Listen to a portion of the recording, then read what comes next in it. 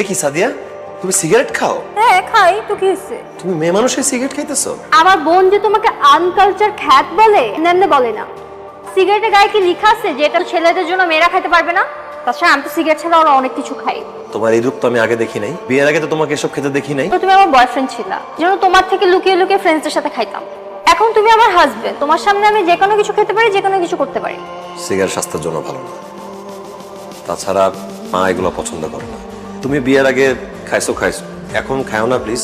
100 বার খাবো। আমি তোমাকে ছাড়তে পারবো, সিগারেট ছাড়তে পারবো না।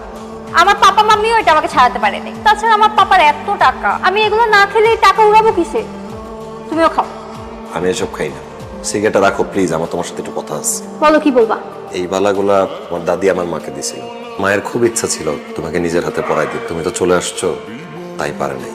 আমাকে দিয়ে দিছে, বলছে তোমাকে পৌঁছায় দিতে। এখন থেকে তুমি এগুলো পরবা। এগুলো কি? আমি ডায়মন্ডের ব্যাঙ্গলসই পরি না?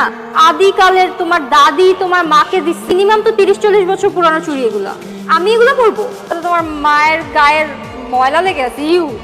সাদিয়া, তুমি এটা কি করলা? যা করা দরকার তাই করছি। স্ত্রীকে কেউ 30-40 বছর পুরানো হাতের বালা দেয়? ছোট লোক কোথাকার। লজ্জা লাগলো না এগুলো আমার হাতে দিতে?